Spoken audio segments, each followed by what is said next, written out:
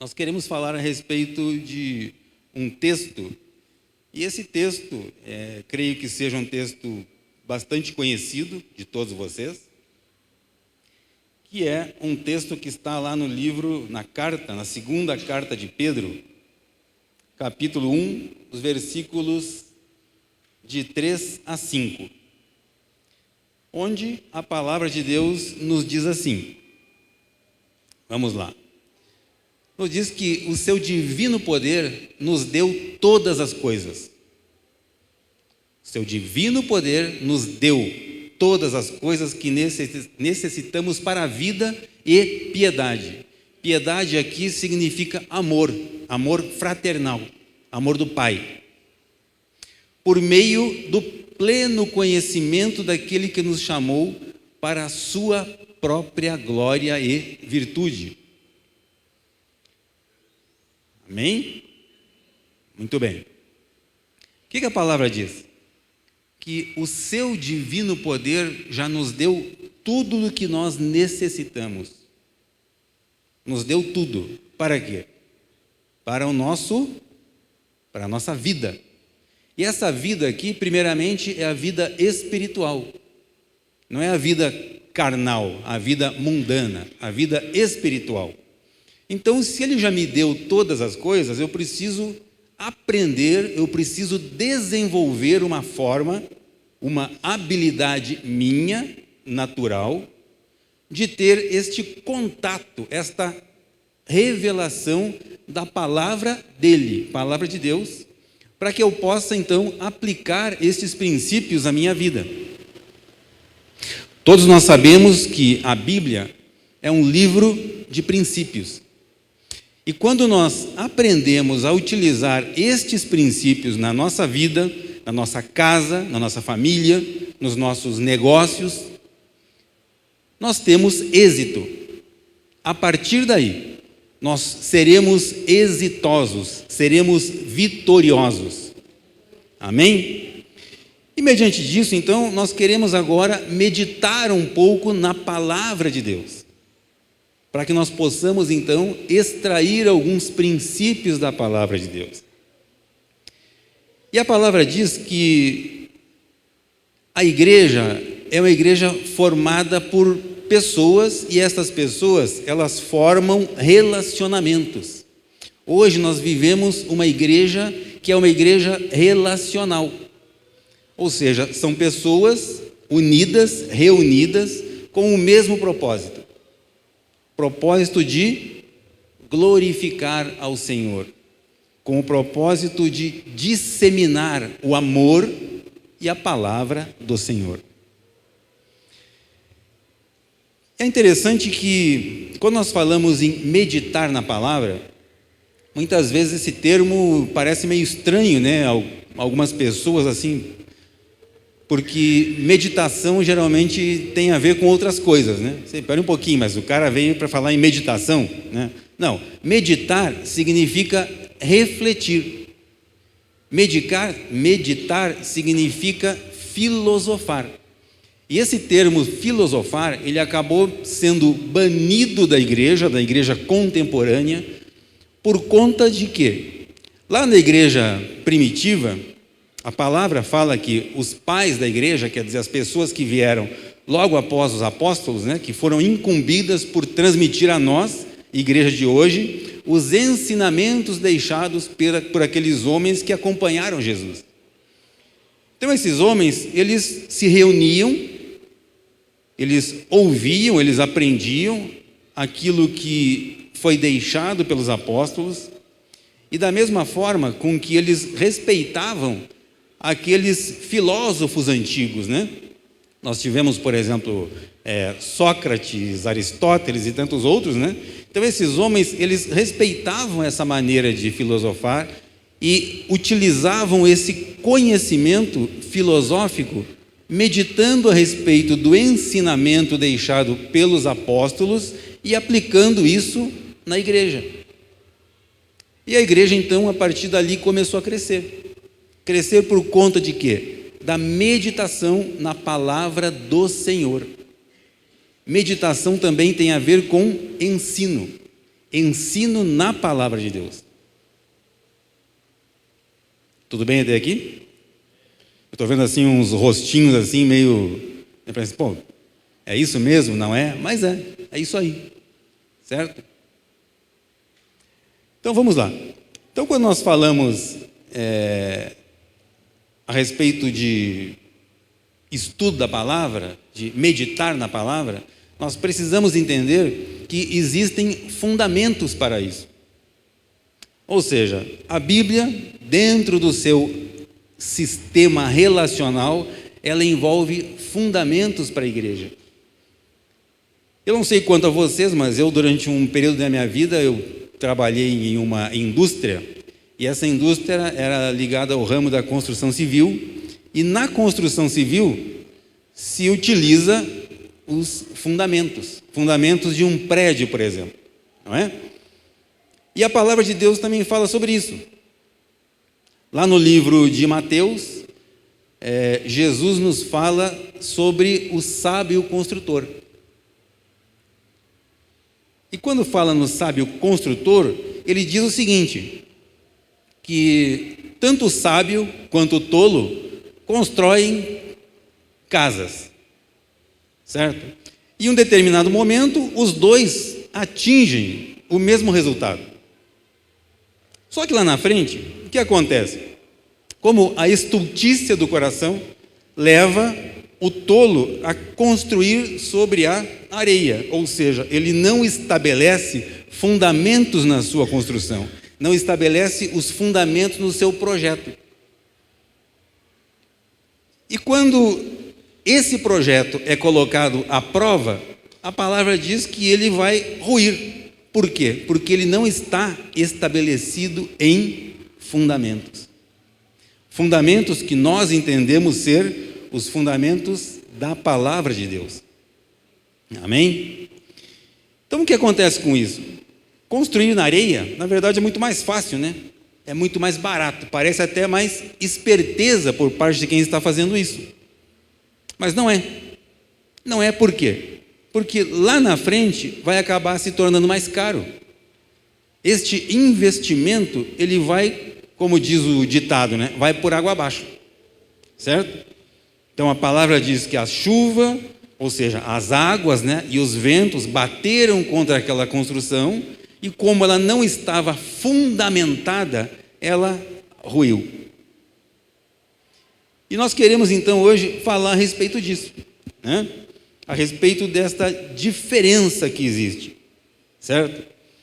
E o problema é que quando nós estamos vivendo esse tipo de espiritualidade hoje na igreja, nós vemos que muito dessa espiritualidade voltada ao ensino da palavra. E quando eu falo igreja, irmãos, eu não estou me referindo à Igreja Comunhão Cristã Aba Joinville, ou à Igreja Aba Fazenda Rio Grande, ou Aba, né, Curitiba. Eu falo igreja de um modo geral, a igreja do Senhor Jesus. Saibam vocês que nós, que estamos aqui na Comunhão Cristã Aba, nós somos extremamente abençoados pelo ensino que nós temos recebido. Nós já estamos na Comunhão Cristã Aba há 25 anos, né? E nesse tempo nós acabamos passando, né, nos mudamos de Curitiba para o Rio Grande do Sul, aí depois retornamos, há uns 8, 10 anos atrás, novamente para o Paraná, e há 2 anos estamos, né, 1 ano e meio aí, lá em Joinville. E nesse período que nós estivemos fora aqui da Comunhão Cristã Aba, nós estivemos congregando em algumas igrejas e podemos perceber a diferença que existe numa atmosfera espiritual entre locais, entre denominações que pregam a palavra de Deus, onde Jesus é o centro, nós sabemos que Jesus é o centro, mas a forma como este ensino é conduzido é que nós percebemos, poxa vida, quão grande é o que acontece na Comunhão Cristã Aba. O momento em que nós estamos fora daqui, nós percebemos a importância daquilo que nós recebemos aqui nesse lugar. Então saibam vocês que vocês são muito abençoados pela palavra, por essa atmosfera espiritual que existe na Comunhão Cristã Aba. Amém? Muito bem. Hoje houve uma inversão de valores dentro das igrejas, onde foi dado muito mais ênfase ao aspecto de crescimento das igrejas do que especificamente o aspecto relacional das igrejas. Então as pessoas acabaram desenvolvendo uma atividade voltada ao crescimento, né? Tanto é que nós sabemos que às vezes em algumas reuniões de pastores, né, um dos termos muito usados é o seguinte: escuta, mas quantos membros tem mesmo na tua igreja? Não importa quantos membros tem. O importante é se a presença de Deus está ali ou não. Isso é importante. Presença, a manifestação do Espírito Santo. Onde existe a manifestação do Espírito Santo, não importa quantas pessoas existam ali. Perfeito? E dentro desse aspecto relacional, nós percebemos que ao longo do tempo houve uma inversão. E essa inversão acabou gerando valores distorcidos. E é exatamente sobre isso que nós queremos falar agora. Certo? Então eu acho que eu sou uma pessoa voltada ao crescimento, baseado em resultados, e isso faz com que eu, como membro, eu esqueça dos meus relacionamentos. Isso está errado. Eu preciso estar voltado ao relacionamento entre os meus irmãos na igreja. E isso nós percebemos que a Comunhão Cristã Aba valoriza e valoriza muito. Um exemplo disso, grupos familiares. Eu creio, aliás, eu espero, né, que todos aqui sejam participantes, estejam integrados em grupos familiares. Por que isso? Porque Aba é grupos familiares. Nós não temos grupos familiares na Comunhão Cristã Aba. Não, Aba é grupos familiares. Perfeito? Muito bem. Então, por que eu falo em relacionamentos, pessoal? Né? Porque toda visão ou todo chamado, ele precisa dar atenção a isso. E quando a palavra de Deus diz que a verdade, ela pode ser proclamada por uma pessoa, mas ela só se estabelece através de relacionamentos. Onde duas ou mais testemunhas, onde duas ou mais pessoas derem testemunho, ali se estabelece a verdade. Então, a palavra não está dizendo que onde duas ou mais pessoas estiverem. Não. Por mais que o elemento aqui é o indivíduo, né? A pessoa. Por mais que ele tente, por mais que ele busque, ele não pode agradar a Deus. Por quê? Porque tudo que a carne deseja é para si próprio. Ela busca conveniência para si. Diferente das coisas do Espírito. Quando eu vivo baseado nas coisas carnais, eu vivo voltado em ter. Quando eu vivo baseado nos princípios espirituais, a minha vida ela é norteada em ser. Por exemplo, antes de eu ter uma boa esposa, né, glória a Deus por isso, eu preciso ser um bom marido. É verdade. Não é? Da mesma forma, as esposas, não é? Desse jeito, né? Antes da minha mulher ter um bom marido, ela precisa ser uma boa esposa. Perfeito? Não é? É assim que funciona. É assim que funciona. Né? Quando fala que não pode, isso não é uma proibição. Né? De novo, essa fé baseada em resultado, em comportamento. Quer dizer, primeiro eu espero acontecer algo, para depois então eu apresentar alguma coisa. Se eu entro no meu casamento, isso agora é uma mensagem aqui para os casados, né? Se eu estou no meu casamento esperando algo em troca por aquilo que eu faço, eu estou no caminho errado. Certo? Estou no caminho errado. Quer dizer, eu peguei o trem errado, né? Certo? É aquela historinha, né? Muitas pessoas, né, casam assim, pastor, pois é, eu casei porque eu esperava que as mulheres, né, principalmente, né? Eu esperava que o meu marido fosse me fazer feliz. Que engano, né? Não aconteceu. Ou os maridos, né? Pois é, eu esperava que a minha esposa fosse me fazer feliz. E isso não aconteceu. Por quê? Primeiro eu preciso ser, para depois então eu ter. Isso não é uma troca. Isso é um princípio. Certo? E os solteiros agora. E os solteiros. Pois é, sabe o que é? É que eu pretendo me casar porque eu quero que alguém me faça feliz. Não, meu irmão, não faz isso, não entra nessa, é fria, é furada. Certo? Você vai estragar uma vida, além de continuar estragando a sua. Né? Não faça isso, não entre nessa. Primeiro nós precisamos aprender que eu preciso ser. Eu preciso ser uma bênção na vida do meu cônjuge, na vida da minha namorada, minha noiva, né?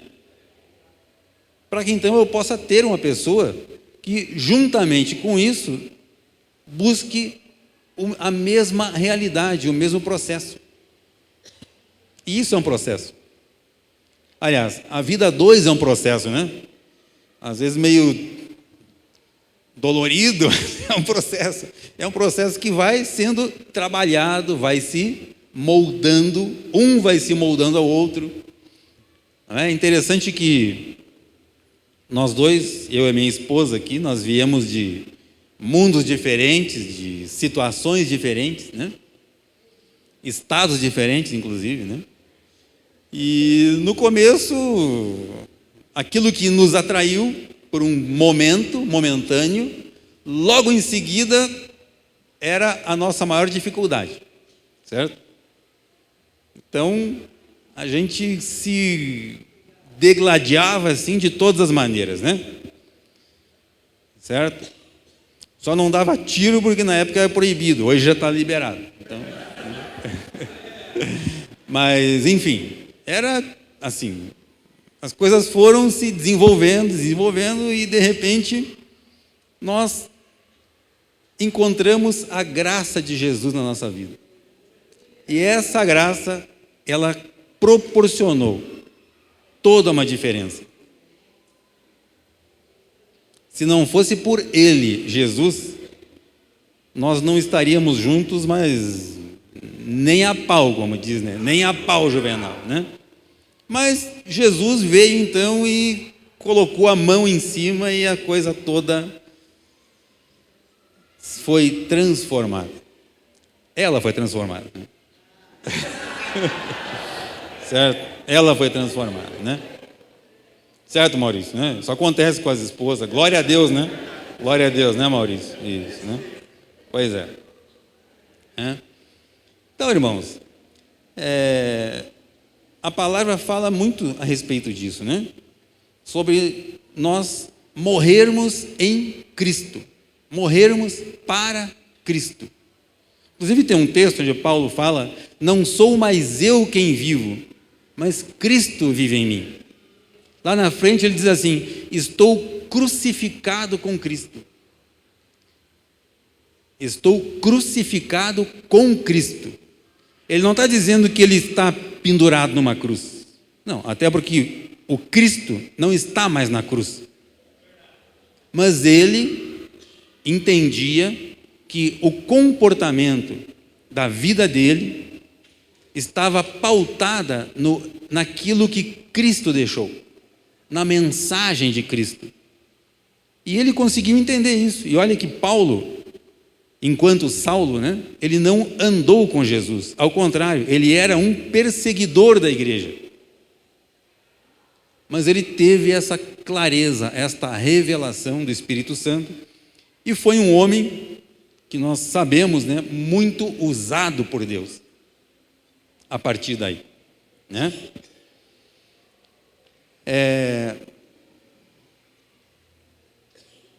Muitas vezes, irmãos, nós aprendemos que precisamos fazer algumas coisas, só que de maneira errada.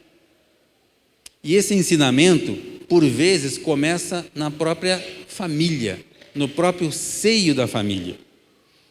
Então eu aprendo que eu preciso fazer algumas coisas para ter em troca, Então, as criancinhas, por exemplo, Você fala para o seu filho assim, se você arrumar a sua cama direitinho e tal, você vai, o papai ou a mamãe, vai te dar um sorvete. Então, a criança, ela aprende, desde a sua infância, a receber coisas em troca. Isso vai se estendendo durante a vida. É assim quando ela sai lá do ensino médio, depois quando entra na faculdade, quando se forma, não é? Então, tudo é a questão de mérito. É a chamada meritocracia, quer dizer, se eu tiver um bom resultado, eu ganho alguma coisa. Só que com Jesus não é assim.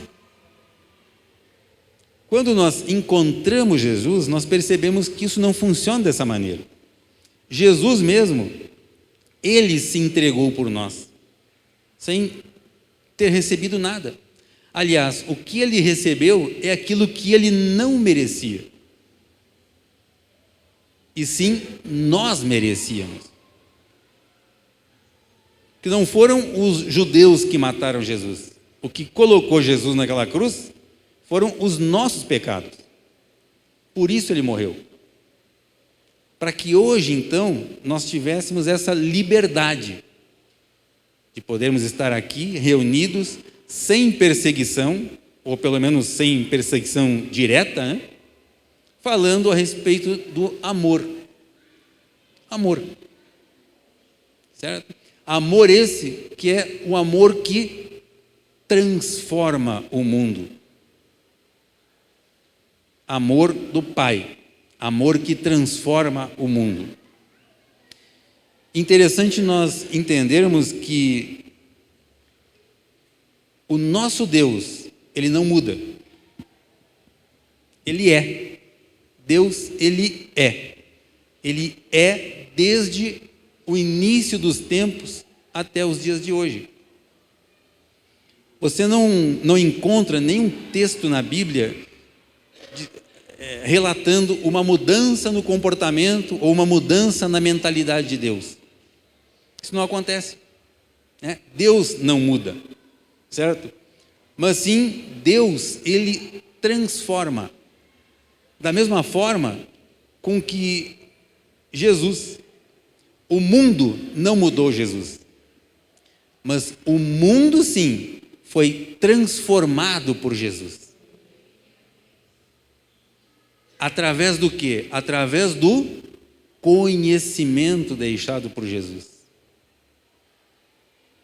Através dos relacionamentos deixados pelo ensino de Jesus. Relacionamentos. Nós precisamos. E esse precisamos é como Paulo fala na carta aos Romanos, Rogo-vos, pois. É quase um apelo. Ele está falando, escuta, vocês precisam se comportar dessa maneira. Vocês precisam estabelecer relacionamentos. A vida cristã, ela é moldada em relacionamentos. As igrejas crescem, não porque vocês têm um pastor com conhecimento da palavra. Não, existe uma graça sobre a vida dele, do pastor dessa igreja, do pastor Pape, uma graça muito grande sobre a vida dele, e também um entendimento por parte da igreja no quesito relacional. Então, eu me relaciono com o meu irmão, que se relaciona com outro irmão, e assim, essa corrente, ela vai avançando. E a igreja vai crescendo, crescendo em graça.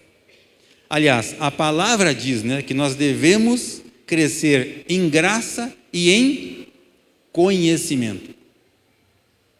Algumas vezes a pessoa vai crescendo, e ela acha que isso é muito engraçado, né? Vai crescendo só na graça, ou vai crescendo só no conhecimento. E não, a palavra diz que nós devemos crescer em graça e em conhecimento. Ou seja, essas duas palavras, elas precisam andar juntas. Elas precisam andar acompanhadas. Eu preciso crescer em graça diante do Espírito Santo. Eu preciso ter a presença do Espírito Santo na minha vida, mas eu preciso também buscar conhecimento. Amém? Quando nós falamos em transformai o vosso entendimento, é isso que a palavra está dizendo. Nós precisamos ter a nossa mente renovada. Precisamos buscar na verdade da palavra de Deus princípios para aplicação na nossa vida. A partir daí, e só a partir daí, eu vou poder estar curado. Eu terei a minha vida curada. E a cura, irmãos, não significa apenas uma doença, física. Essa cura, ela é uma cura espiritual. Lembrem vocês de que quando nós viemos ao mundo, nós trouxemos conosco, nós herdamos de Adão, a nossa natureza adâmica. Ela trouxe a natureza pecaminosa. Aí, a partir do momento que nós fomos expostos à luz da palavra de Deus, nós entendemos que, através do amor de Jesus por nossa vida, eu fui curado, eu fui salvo. Salvo tem a ver com cura, né? Eu fui curado. E é natural que quando nós somos curados, nós queremos compartilhar isso com as pessoas. As pessoas precisam conhecer este Jesus que proporciona cura, que proporciona salvação. E muitas vezes, irmãos, essa nossa ansiedade em compartilhar das bênçãos de Deus na nossa vida, ela acaba meio que atropelando, e eu acabo confundindo, olha só que interessante, eu acabo confundindo a natureza espiritual com a natureza carnal. Então eu acabo comunicando para as pessoas com muito mais ênfase aquilo que era a minha vida antes de Jesus do que é a minha vida depois de Jesus. A história, ela se decide em duas épocas, né? Certo? Antes de Cristo e depois de Cristo, né? AC e DC. Tem alguns irmãos que falam assim que é antes do casamento e depois do casamento, mas não, né? É antes de Cristo, esse AC e DC significa isso. Para quem não sabia ainda, né? É antes de Cristo e depois de Cristo, certo? Depois do casamento é um complemento, certo? Um complemento da bênção. Amém? Isso, né? Então, o que acontece? Eu acabo muitas vezes fazendo a coisa errada por um motivo certo. Eu acabo dando muito mais ênfase no meu testemunho de vida baseado nas coisas que eu era, nas coisas que eu fazia, antes do Senhor entrar na minha vida, do que depois que eu fui salvo.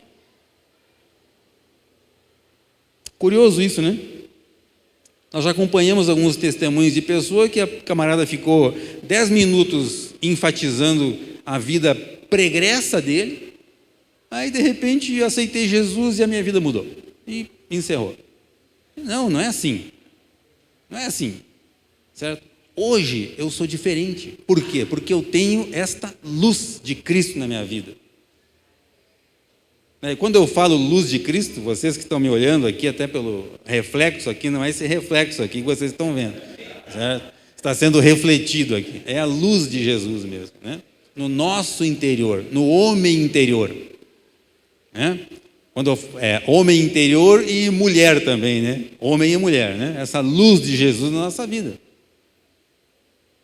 Então, quando eu tenho essa clareza, essa convicção do que significa Jesus na minha vida, eu passo a ter esse entendimento da palavra. E o entendimento faz com que a minha vida seja transformada.